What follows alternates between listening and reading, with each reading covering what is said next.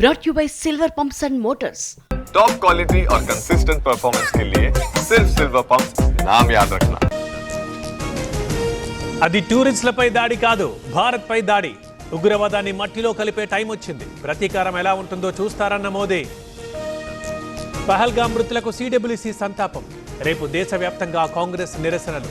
ఉగ్రవాదానికి వ్యతిరేకంగా పోరాడాలంటూ పిలుపు. భారత్ వదులుతోన్న పాకిస్తాన్ వాసులు, తిప్పి పంపిస్తోన్న బలగాలు. కేంద్ర నిర్ణయంతో తిరుగు ప్రయాణం. ఉగ్రవాదుల కోసం సర్చ్ ఆపరేషన్. పోలీసులతో కలిసి బలగాల కూంబింగ్. అంతర్జాతీయ సరిహద్దు వరకు alert. Delhi Pak high commission ఎదుట ఉద్రిక్తత. ముట్టడికి హిందూ సంఘాల యత్నం. అడ్డుకున్న పోలీసులు, వాగ్వాదం. కాన్పూర్కి సీఎం యోగి ఆదిత్యనాథ్. ఉగ్రదాడికి బలైన శుభం ద్వివేదికి నివాళి. కన్నీటి పర్యంతమైన బాధిత కుటుంబం.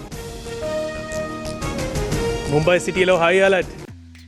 ఏ రాజు, ఎవరా అమ్మాయి? ఇది మ్యారేజ్ ఇన్విటేషన్ కాదు, నేను కొత్త బిజినెస్ స్టార్ట్ చేస్తున్నాను. కానీ ఎలా? బాస్ వాలా. బాస్ వాలా, బీ ద బాస్. తీర ప్రాంత భద్రత మరింత కట్టుదిట్టం. అదనపు బలగాల మోహరింపు. కశ్మీర్లో ఉగ్రదాడిపై ఆగ్రహం. అనంతపురంలో సిపిఐ నిరసన ర్యాలీ. షాద్నగర్లో పార్టీలకు అతీతంగా ప్రదర్శన. మేయర్ ఎన్నికల్లో ఓటమికి నేతలే కారణం. నాయకులు, కార్పొరేటర్లపై కంట్రోల్ కోరుకున్నారు. కోఆర్డినేట్ చేయలేదన్న బొత్స. గ్రామాలు స్వయం ప్రతిపత్తి సాధించాలి. పల్లె నిధులు వాటికే ఉపయోగించాలి. అభివృద్ధి వేగం పుంజుకుందన్న పవన్ కళ్యాణ్. ప్రధాని పర్యటనకు అమరావతి సిద్ధం. చివరి దశకు చేరిన పనులు. 3 వేదికలు ఏర్పాటు చేస్తున్నామన్న నారాయణ. భూభారతితో సమస్యల పరిష్కారం. రైతులు సద్వినియోగం చేసుకోవాలన్న పొన్నం. సిద్దిపేట జిల్లా అక్కన్నపేటలో అవగాహన సదస్సు. ఏం సాధించారని రజతోత్సవాలు చేస్తున్నారు. కుంభకోణాల్లో మునిగిన యువరాజు, యువరాణి. బీఆర్ఎస్కి వీఆర్ఎస్ ప్రకటించాలన్న ప్రభాకర్. కేటీఆర్కు దమ్ముంటే అధ్యక్ష పదవి తెచ్చుకోవాలి. రజతోత్సవాలు ఎందుకో బీఆర్ఎస్ నేతలు చెప్పాలి. అద్దంకి దయాకర్ ఫైర్. ఈతవనంలో చెలరేగిన మంటలు. ప్రమాదంలో 2000 చెట్లు దగ్ధం. జగిత్యాల జిల్లా సిరికొండలో ఘటన. వ్యక్తిగత కారణాలతోనే సస్పెండ్ చేశారు. నేను ఎలాంటి అవినీతికి పాల్పడలేదు. స్వతంత్రంగా ప్రజల కోసం పనిచేస్తానన్న దువ్వాడ.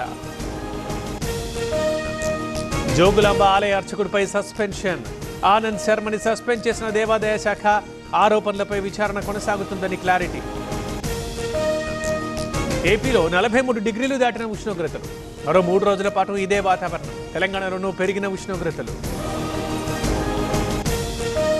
మావోయిస్టు పార్టీకి మరో ఎదురు దెబ్బ. వరంగల్లో 14 మంది లొంగుబాటు. హింస వీడాలన్న ఐజీ చంద్రశేఖర్.